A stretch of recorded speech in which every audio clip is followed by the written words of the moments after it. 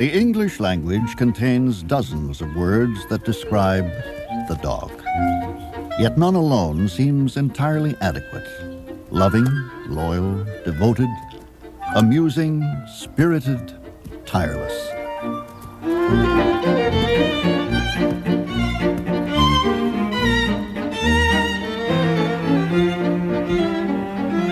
How they enchant us, delight us, brighten our days.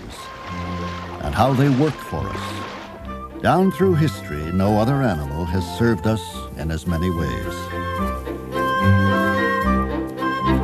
Called by one philosopher the noblest beast God ever made, the dog is at work on farms and in pastures around the world.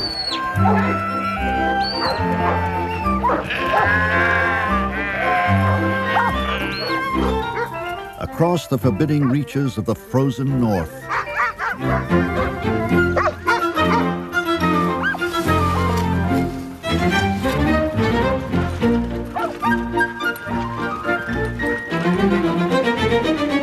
As comrades on the battlefields of war.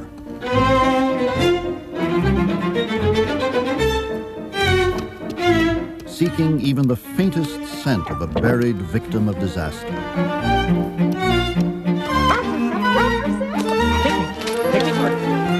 Or a hiker who has lost his way. And he is the devoted servant of the ill, elderly, and handicapped. We will never know exactly how this unprecedented partnership came about or when. But one story tells us, in the beginning, God created man. But seeing him so feeble, he gave him the dog.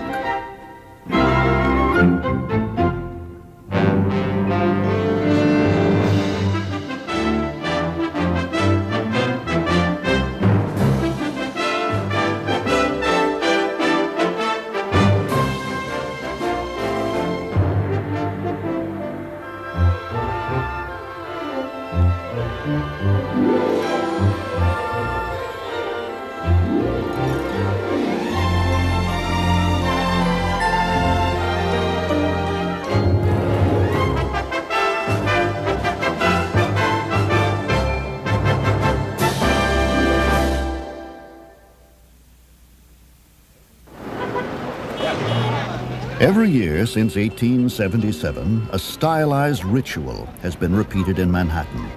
The Westminster Kennel Club Dog Show, the World Series of Dogdom. Some 2,600 dogs, all purebreds and prize winners in other shows, will compete. Westminster now welcomes 130 breeds and varieties.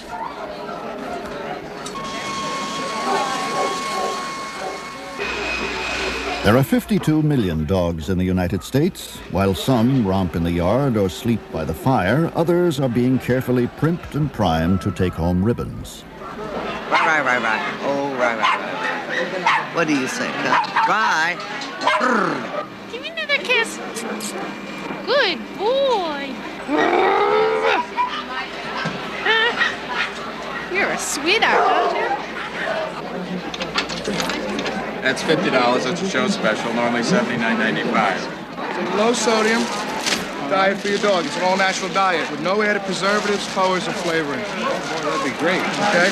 Try that out on him, and if you live in Manhattan, there's a store that delivers for you right on the bag.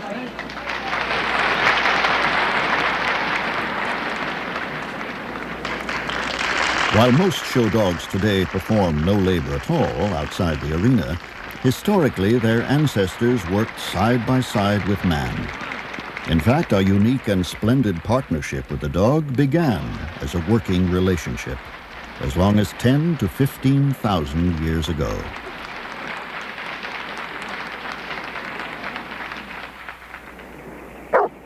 Over the centuries, many of their jobs became obsolete. One that has continued is tending sheep. In New Zealand, sheep outnumber people 20 to 1, and a saying goes, no dog, no shepherd. No shepherd, no sheep, no wool or meat. With dogs at their side, New Zealand farmers now rank second in wool exports and are near the top in meat products. Some of New Zealand's backcountry is so remote it is only accessible by helicopter. The dogs may not like the ride, but where the shepherd goes, so goes his devoted dog.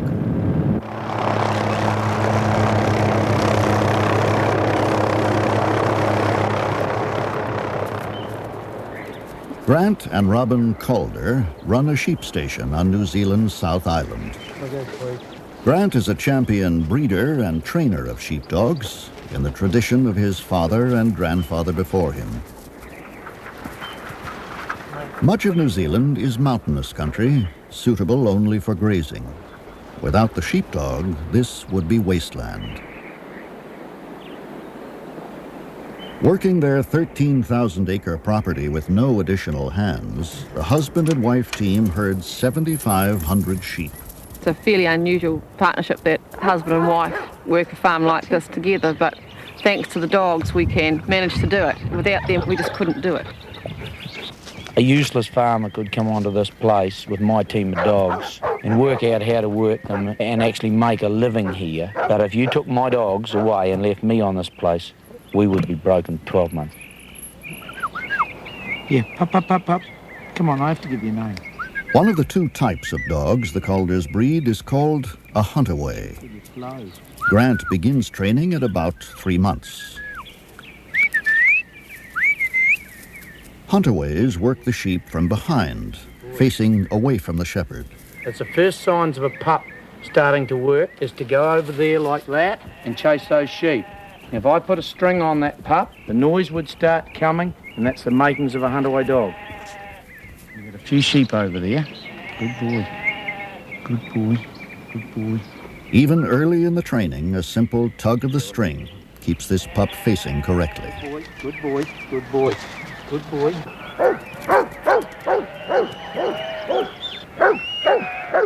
This 6-month-old pup is learning not only when to bark, but when to stop, once the sheep obey him or the shepherd commands him.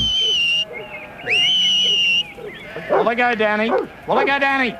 Come here. Good boy. That's good. Good boy. Oh, you love it, don't you? The second type, working the Calder sheep, is called a heading dog. They virtually never bark, but control the sheep entirely with their eyes. She tries to mesmerize them. She can introduce herself quietly, looking straight into the sheep's eyes.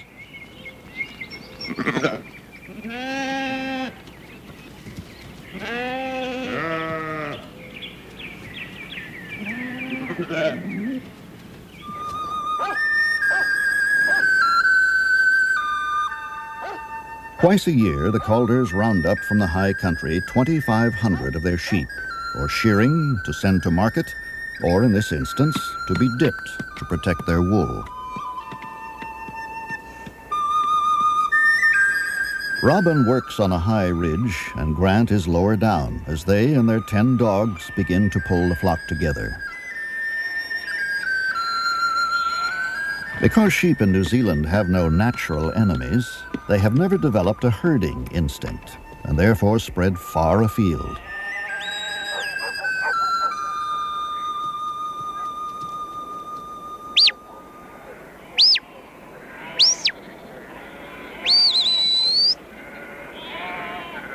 The dogs are tireless and would literally work until they drop. It's not unusual in the course of a day for them to cover up to 50 miles. Over the years, man has channeled the dog's ancient hunting instincts into herding and driving behavior. The shepherds command the dogs with words or by whistling. They're just basic commands. A run command. You want him to run slowly, you can vary it. Left hand.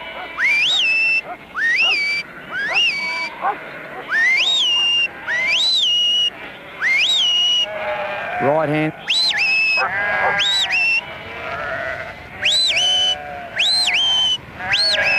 Stop.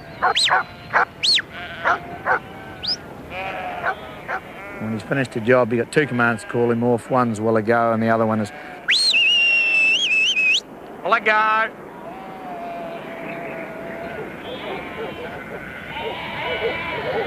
It's hard to believe how tough dogs are. And on this property, they work in extreme conditions and all types of weather. Even with a dog in those sort of conditions, everything might be against him. He might have cut feet. He might have snowballs built up on him. They will always try and run. They will always try their best to do and complete the job that you put in front of them. Like army sergeants on alert, the dogs keep the flock moving. In 1 week's time, the remarkable team of 2 people and their 10 steadfast dogs have completed the roundup.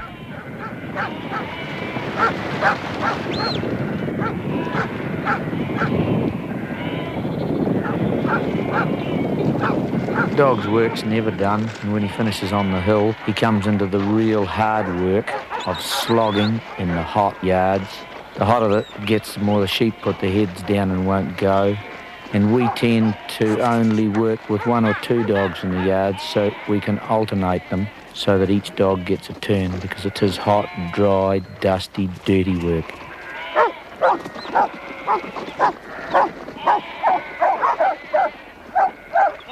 Because of the intense heat, the tired sheep often don't want to move, creating traffic jams in the tight confines of the pen. To find the offenders, the dogs simply make a sidewalk out of the backs of the sheep.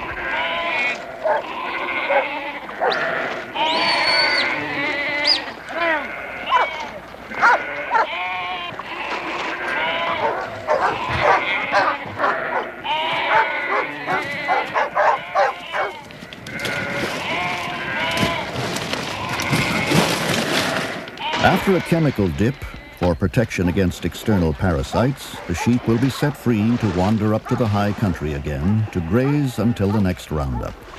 And then, once more, when the shepherds head for the hills, their canine partners will be by their sides.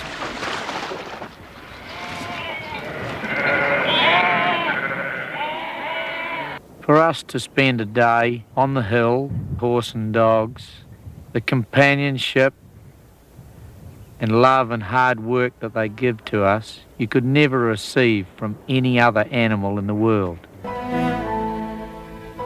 New Zealand farmer and his dog have become a world-famous partnership. Today, more than 200,000 such dogs are on the job across the country.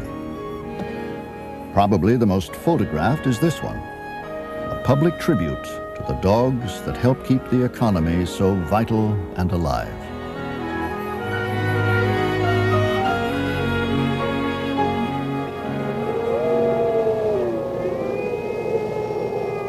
The origins of the domesticated dog lie shrouded in the distant past, but it is generally agreed that the dog evolved from the wolf, or that both share a common ancestor. Wolves and dogs have the same basic anatomy, physiology, and patterns of behavior. And underneath the dog's domestic facade lie the instincts of a predatory hunter. Wolves live and hunt in packs. Unlike other meat eaters, such as members of the cat family that ambush their prey, wolves stalk, chase after, and run down prey.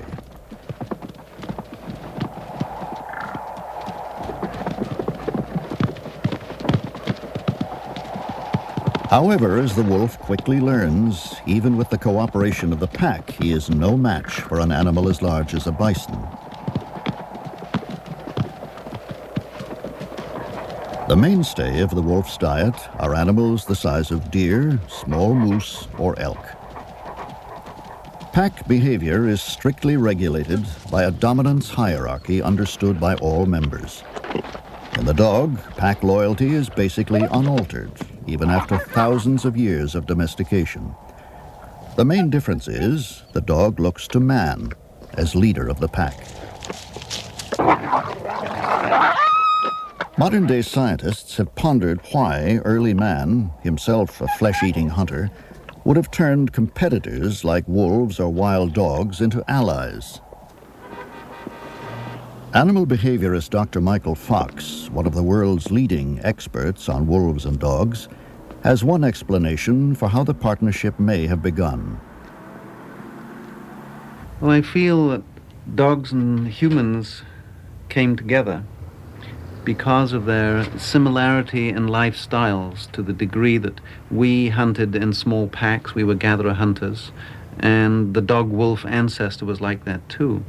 And it's quite probable that the early hunting societies found that dogs were pretty good allies if they were properly socialized to help locate and even ambush prey.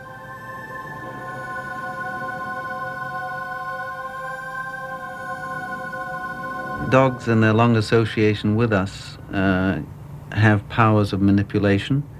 In one sense, we've domesticated them, but they have domesticated us too. We have the situation where the dog will come up and just look at you, and you have to feed it. The dog knows how to touch your heart. They have a power in the eye. Some people think that their dogs have ESP, that they know what you're feeling and thinking, but they're acute observers of our body language. When we're depressed or happy or anxious, they're reading all that all the time, because that's how they communicate with each other too. In finding out about each other and the rest of the world, smell is the dog's primary tool. It is said their ability to smell is at least 500 times greater than our own. Their hearing, too, is better than ours, but they see less well and are colorblind. There are 350 recognized breeds of dogs in the world. Regardless of outward differences, they are all the same species. Canis familiaris. Their wide diversity in appearance can often be explained by the work humans have bred dogs to do. In the language of his native Germany, Dachshund means badger dog. His short, stubby legs and narrow body made him ideal for squeezing into burrows after prey. Terriers, too, were bred small and low to the ground, so they could plunge into dark holes in pursuit of rats or foxes. The name terrier comes from the Latin word terra, or earth.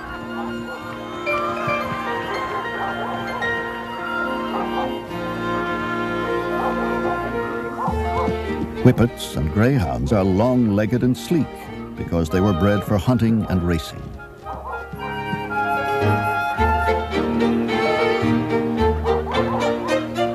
Firehouse mascots today, Dalmatians, were companions to charioteers in ancient times.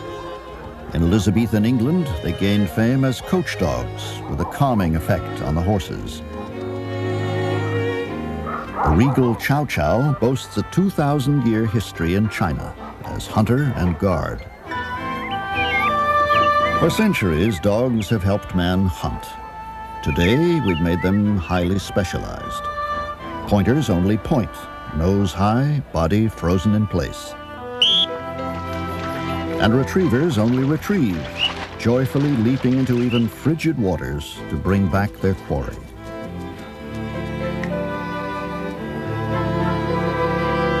From predatory wild animals, we have created, regardless of breed, the most adaptable and sociable of all domesticated animals.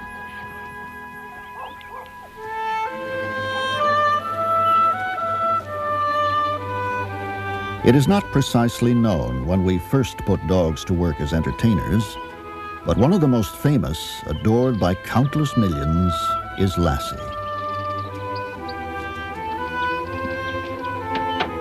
Bob Weatherwax, son of the original Lassie trainer, is now preparing the 7th generation Lassie for an upcoming television series.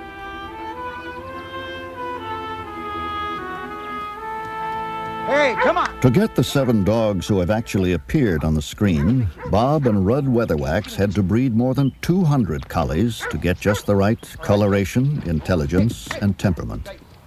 On screen, the Lassie character has always been a female, but in reality, all Lassies have been male collies, because males tend to have a more luxuriant coat and greater stamina. The Lassie legend began in the 1940s with a dog named Pal. Originally, Lassie MGM hired their own collie to do Lassie, and it was a female dog, which is what Eric Knight wrote the story around, because it had to have puppies. And my father's dog was hired as a double dog, and it was a male collie called Pal. And I think he knew that the other dog couldn't do this performance. And they had a spot where Lassie just come from Scotland back to England, and he had to cross a river, and it was a nice scene.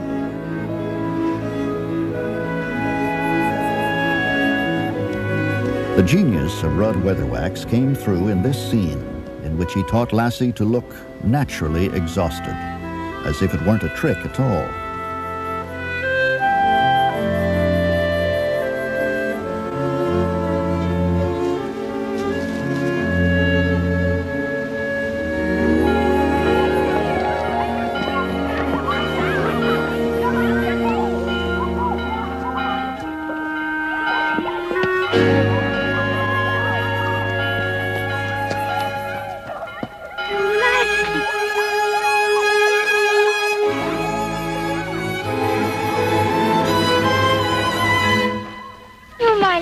Come home.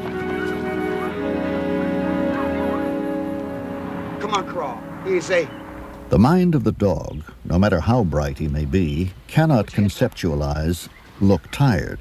But the dog can obey a series of off-screen commands, given in a specific order, that result in the tired look the audience sees. Sweet. Stay. Stay. That's a boy. Stay. Compared to many dogs that bring a large measure of instinct to their work, dog actors start out as a blank slate. Because they are intelligent, they are capable of learning. The motivation to learn, the willingness to behave in such undog-like ways, is based simply on the dog's desire for human praise. Dog's man's best friend. I think they're the most domesticated of all animals, and they want to please. They want to be with man. It's like A for effort. They'll give you that effort. All right, come on. Hup. Hup. All right, come on over here. Come on. All right. Take a bow.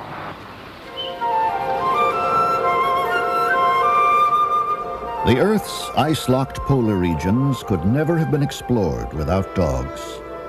In the early 1900s, sled dog teams brought Peary to the North Pole and Amundsen to the South. When northern regions were settled, dogs became an essential part of life. Until the advent of airplanes and snowmobiles, dogs alone transported mail and supplies, pulled sleds, took hunters in search of prey. Today in Alaska, the pioneering spirit of that earlier time is celebrated in a grueling 1,100-mile race. Beginning in Anchorage and ending in Nome, it covers a distance roughly the same as from Seattle to Los Angeles. Its name, Iditarod, is said to come from the trail that was once the lifeline linking far-flung villages in the interior. Two-time champion of what is called the last great race on Earth is 33-year-old Susan Butcher. A world-class athlete and now a celebrity, she is going for an unprecedented third consecutive win. She hopes to beat her 11-day record and take home the $30,000 first prize. 5 minutes till we drop, yeah.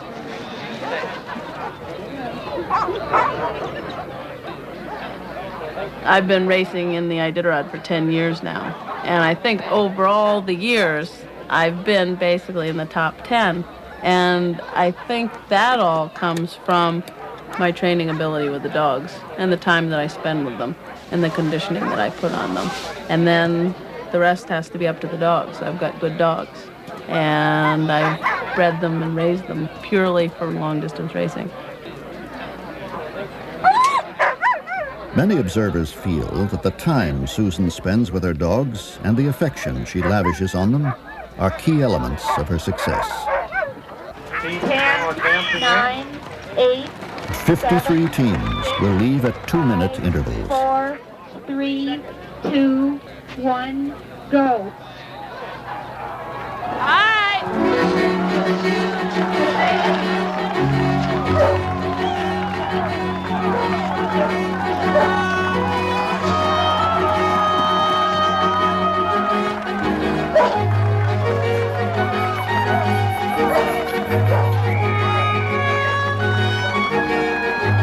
Over the years, I've really seen that the dogs love to race and know what it's all about. When they see a team in front of them, they'll pick up their pace and want to pass around them. And what I found out is they know then when there's no other team in front of them because there's no dog scent on the trail.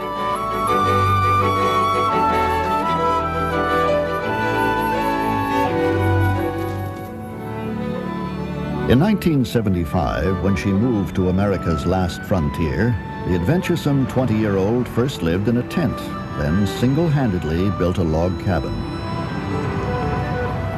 She was 30 miles from her nearest neighbors, 50 miles from the nearest road.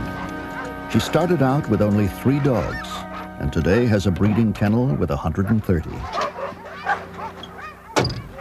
Susan raises only Alaskan Huskies, a line bred from Eskimo and Indian dogs. Well, I changed the teams around today, David. Susan runs Trailbreaker Kennel with her husband, David Munson, himself a champion racer. I was born in Cambridge, Massachusetts, but I've always felt I was born in the wrong century and in the wrong place. And so I kept moving north and west. And I've always loved animals, and they've been the most important thing in my life. And so I was looking to incorporate living in the wilderness and working with dogs, and I found the perfect thing. Where's your babies? Who are they? Hey, you guys? Hey, In the early days of sled dog racing, breeding was often a haphazard matter. But Susan Butcher knows that good racing dogs don't just happen without careful planning. Every summer, I raise a number of puppies, between 50 and 100 pups. And I'll pick out 2 of my best dogs. Usually if I have a very fast dog, but maybe it doesn't have a good enough coat, I'll breed it to one with a good coat. But the most important thing is that they have bred into them the desire to pull and the desire to travel.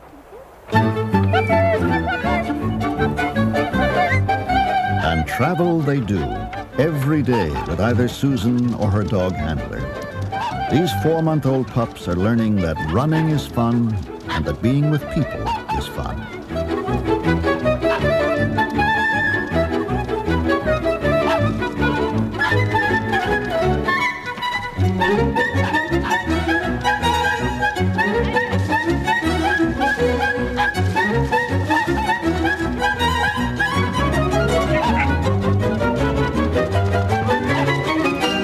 There's a lot of mushers that don't really like to make their dogs into pet dogs and feel that they have to keep them very separated and make them a working animal only. But I feel that the best thing that you can do with a dog is to really bond them to yourself. So we're just trying to teach them to respect us and trust us and vice versa. I have to trust my life in their hands all the time, and they should learn to trust me with their life. And then when you're out there racing, that trust is what's going to make you able to win. Are you going to be my next all-time best leader? Are you going to be my all-time best leader? Every night, Susan and David bring a few dogs into the cabin for extra attention. It's done as part of Susan's training strategy, but also because she quite simply adores her dogs. Yeah. Every fall is a really exciting time for me and for the dogs. As the temperatures get colder, we just develop a certain excitement towards winter. When it starts to get cold, the dogs just start making a lot of noise, running around their chains. They're just antsy. They want to get going. They just show me in many ways that they're ready to roll, ready for the racing season. All the adult dogs are run 3 to 4 times a week throughout the year. As with all athletes, conditioning is vital to their performance.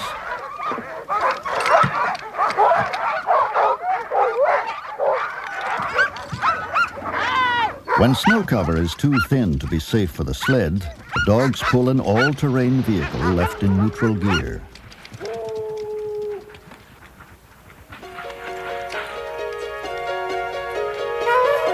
To some 200 miles of trails, Susan adds new ones each year to keep the dogs from getting bored.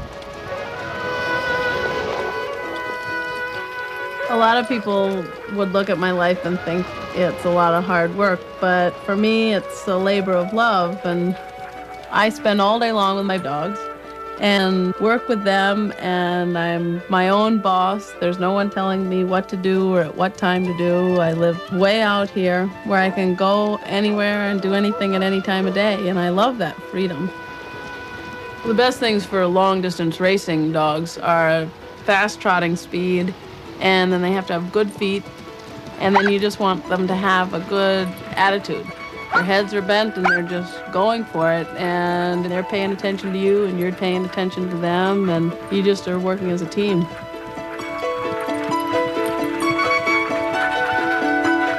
Like a coach with marathon runners, Susan gradually increases the length of the runs. Her goal is 50 miles without tiring. The dogs, never more happy than when on the trail, joyfully oblige.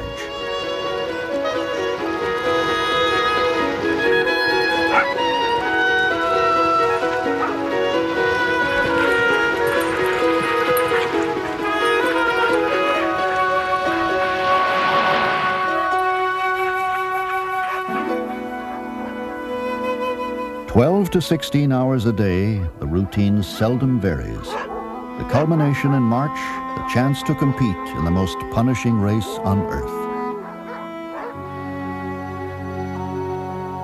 The mushers, as sled dog drivers are called, brave temperatures that can drop to 40 below.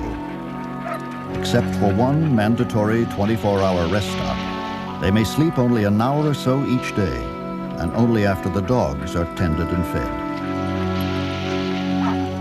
The route can be potentially treacherous at every turn. In 1985, a moose attacked Susan's dogs, forcing her out of the race.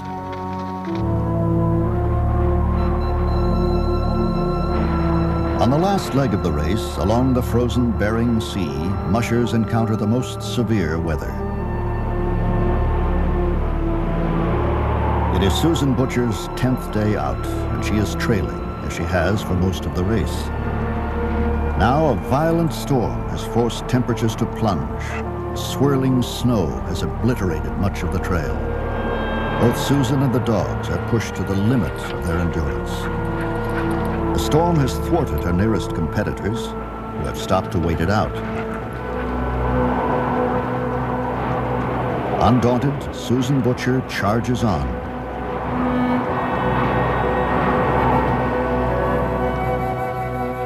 In Nome, expectant crowds gather. The ham radio operator at the last checkpoint has reported that the first musher might reach the finish line at any time.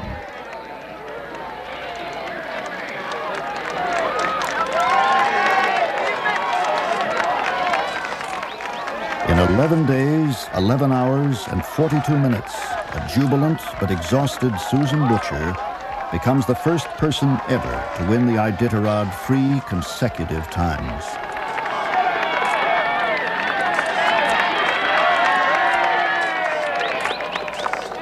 Susan is a full 14 hours ahead of any other musher. Some will not cross the finish line for several more days. Amazingly, Susan could have made even better time than she did if she had wanted. But she put the safety and well-being of the dogs above all else. It was a matter of either go for a record competing against only father time and no other musher, and possibly take more out of the team than I like to, or just to take good care of the team and be well satisfied with a victory, and I thought that sounded a lot safer.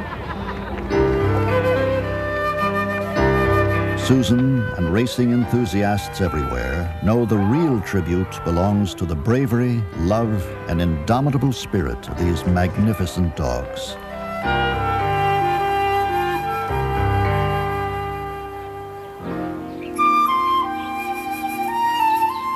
On an ordinary street in an ordinary California town, a drama, anything but ordinary, is quietly unfolding. 17-year-old Mike Knowlton was born with spina bifida, a disabling birth defect of the spine that occurs in 1 to 2 out of every 1,000 babies born in the United States. Good girl. Good girl. I just... Oh, yes, yes. Are you ready for more line? Mike must be cared for by his parents, Joy and Dale Knowlton, where he is totally paralyzed from the chest down. Mike walked on his own for many years. Then, without warning, his condition worsened. The last time he was walking was right about here. And at that point in time, he had to have support from one of us to move his legs. When we were told he was paralyzed and a wheelchair was going to be with him the rest of his life, Michael went into a depression for about 2 years. It was very hard for him to adjust. Now a dog has come into Mike's life, and the depression has lifted. Her name is Zest. Zest has made a major change. If I didn't have her, I don't know what I would do. She just really helps me a lot. A unique organization called Canine Companions for Independence, or CCI, brought Mike and Zest together. Using dogs to guide the blind is a well-known success story. CCI pioneered the idea that dogs could also help the wheelchair-bound. During an intensive 2-week training program, students master 89 commands. Good girl. No, don't touch, Ziggy. For their safety, as well as the dogs and the public's, they must gain total control over the animal's actions. CCI instructors have spent 6 months training the dogs. All right, good boy. Get him happy, everybody. One of the most important jobs is retrieving. Look, pet it, bring it here. Keys are especially difficult because of their uneven edges, and dogs dislike the taste of metal. All right, good boy. Because they will be going home to very diverse environments, the teams are put into as many real-life situations as possible during the 2-week course. Today, on a college campus, the dogs encounter some other dogs that at first they think are real.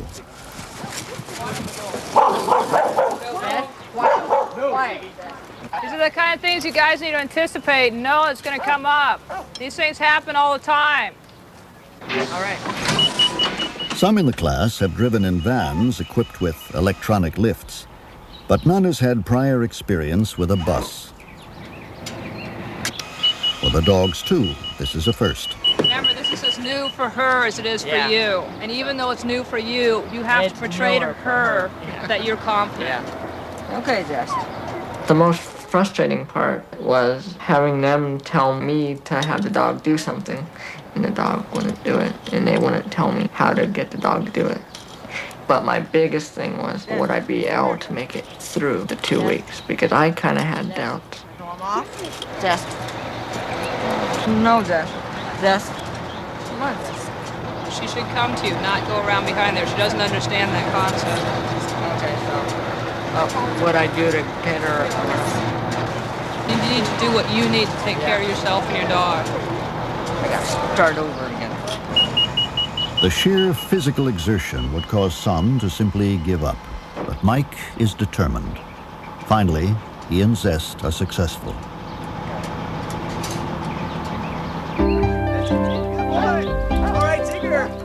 Even for those with the use of their arms, fatigue is a major factor that often keeps them housebound. Dogs are a wonderful solution, but they will pull tirelessly.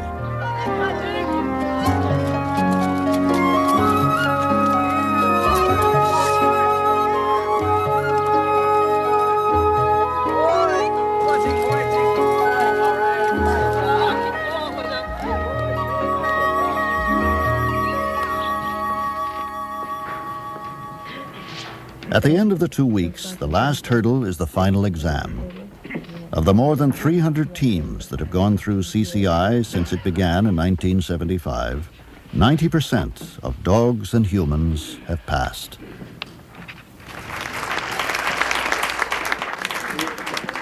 With well-deserved pride, the class arrives for graduation, threshold to their new independence. As you can see, this is quite a loving team. And throughout their lives, there's always going to be a lot of love and commitment on the part of these two. Mike worked very hard in this class, and so did Zest, and congratulations to both of you.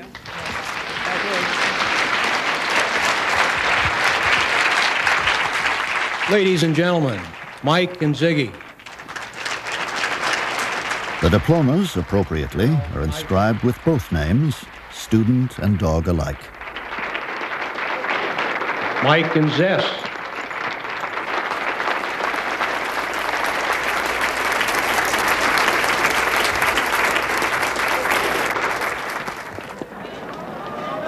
Today, Mike is a high school senior. Having Zest has helped Mike vastly broaden his horizons. And now, for the first time, he is considering going on with his education. A vocational school, where he thinks he might study computer science.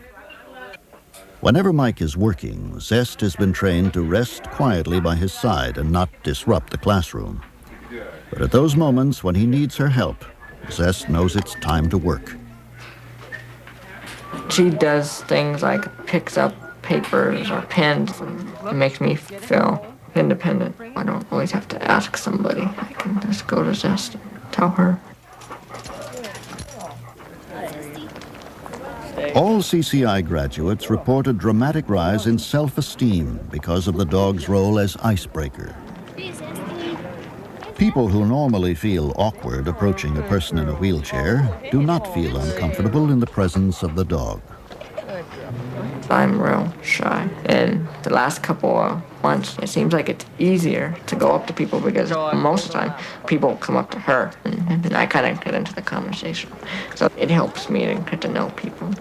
We didn't realize that kind of a bond could be between a dog and a person. It really gives us a different perspective. We didn't realize that the dog could do as much for Michael's emotions as this dog has done. Okay, Zest, come here. Zest, to draw, look. To draw, up switch, Zest. To draw, that's it. That's it, good, come on. Okay, Zest, come on. To draw, go to bed. A boy needing help and a loving canine at his side. Perhaps nowhere is the age-old covenant between man and dog more poignantly felt than here.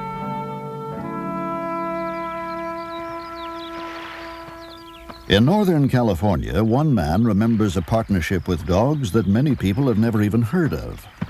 For the 13 months he served in Europe during World War II, Joe Simpson fought alongside a dog. They were one of the earliest teams in what was known as the Canine Corps. In 1942, the Canine Corps was formed by a group of civilians from the New England Dog Training Club. And Dogs for Defense was formed at the same time, and they picked 14 GIs out of 5,000 volunteers. And fortunately, I was one of the 14 picked, not because I knew anything about dogs necessarily, but because I was in the horse business. And this is how I got started in the Canine Corps.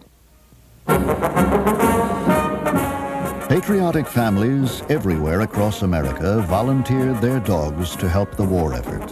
Rovers, Spots, and Fidos of all descriptions were sent off to an uncertain future in the Army, Marines, or Coast Guard. Like their human counterparts, all dogs were examined for fitness. Any new man that came in got a new dog. And they taught us to make the dogs heel and sit and down and stay and all the obedience commands.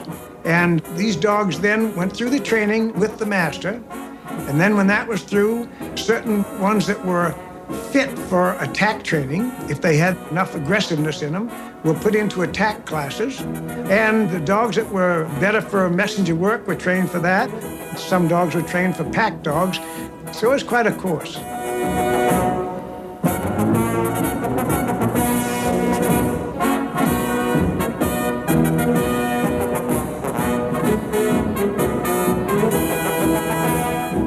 In Europe, dogs were used in World War I, but this was our first use of them in combat. Some 10,000 served in many of the bloodiest battles across Europe and the South Pacific. If we needed to send a message back to the forward outpost, we had a messenger collar that we'd put the message in and put it around the dog. And the dog had to learn that when this collar was on him, he was to run as fast as he could back to the other master. Messenger dogs had to develop equal loyalty to two masters because they worked by going from one to the other. to ignore the noise and flames from exploding shells was hardest to teach.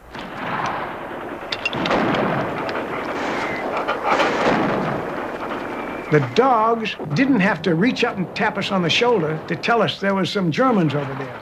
We knew by watching our dog and being able to read the dog. This is very important with anyone working a dog. If you can read the dog, then you'll know what the dog is trying to tell you. And I owe my life to my dog, and I'm sure a lot of the other handlers would say the same thing.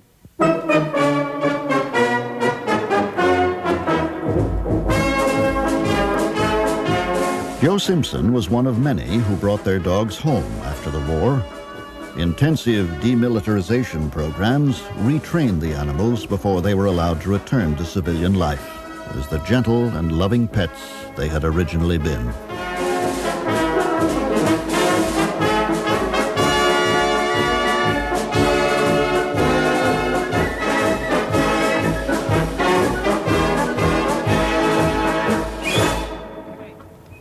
One phase of training similar to that for war dogs is used in search and rescue work. More than 70 such groups now exist across the United States. All volunteers, they work alongside law enforcement teams in wilderness rescues and the aftermath of disasters. Go through? No cheat. It takes hundreds of hours of training before a team can be sent on a mission. Go through. Early on, a dog often needs to be coaxed. Okay, try that way again. Want to go through? Go. Go through all the way. Oh, good girl. Good girl. What handlers look for is not the breed itself, many breeds are used, but qualities like intelligence, curiosity, and self-confidence. The dogs must be taught agility so they can safely negotiate boulders and other obstacles in the woods, as well as piles of disaster rubble. Shirley Hammond is both a handler and a trainer.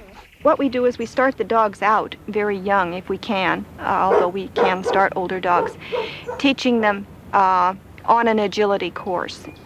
We do a lot of ladder climbing with the dogs, and this teaches them to use their back feet. Their back feet just normally follow their front feet, and they do not develop a knowledge of back feet unless they're taught to do something, feeling what they're putting it on and feeling for stability with it. Good dog, Tasha! Good girl! Good dog! This 12-week-old puppy confronts a ladder for the first time.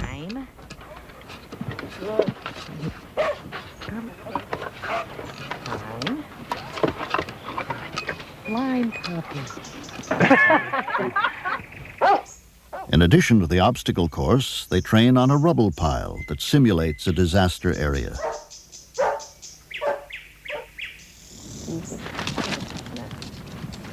The uniform and helmet signal to Shirley's dog, Cinnamon, that now they are working.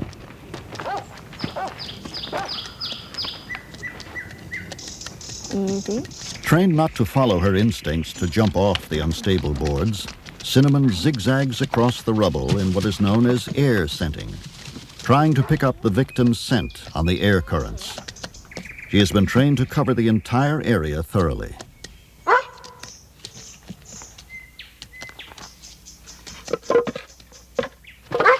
Once the victim, in this case a volunteer, has been found, the dog's job is to scratch and bark to alert the handler to the area with the most intense scent.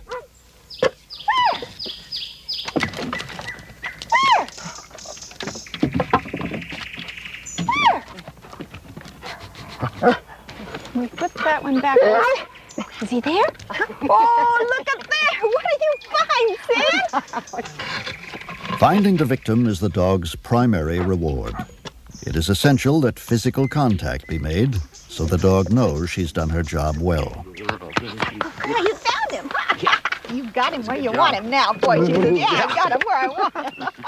That was good. Did you find him, huh? That was a good search. In 1985, Shirley and Cinnamon were one of 13 U.S. search dog teams that made a vital contribution in a real-life disaster, a devastating earthquake that racked Mexico City. The soft subsoils underlying the city and inadequate building codes were blamed when hundreds of buildings collapsed. Thousands were injured, thousands more left homeless. As many as 10,000 died. It was really hard to believe because there were buildings standing with glass and beautiful structures that were just pancaked to the floor. This is the building that was 11, 12, 14 stories. Suddenly it's down to 10, 20, 30 feet high because some of them actually sank down into their basements. They went that far down. In you go. 12 hours a day for a week, the team searched through the twisted rubble. Hundreds of people surely lay trapped, but where? And could the dogs find any of them in time? Stay.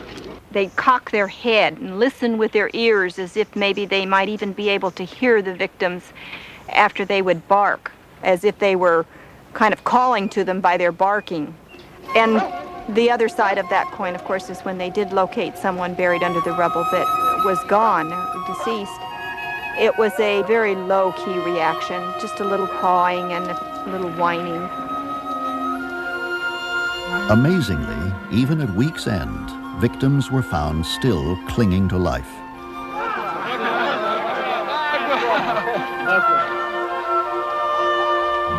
Only hours old when the quake hit, this baby was trapped for 9 days. Doctors cannot easily explain her survival. Others see it simply as a gift from God. The Mexican people were just wonderful to us, and it was a warm, warm feeling. They were so appreciative of our being there, and it was really a very unique position to know that you were doing something that was helpful and that your dog was able to do it. And it's a feeling that says, this is what we've done it for. All the times we've been wet, we've been cold, we've been tired, we've been hot. This is real, and it's so exciting, so exciting. Many thousands of years ago, some long-forgotten caveman welcomed a wild animal into his home to share his fire and food. Through the centuries, the dogs that evolved have remained our enduring helpmates and unfaltering friends. Our own success as a species is due in no small measure to the fact that a canine partner has been by our side.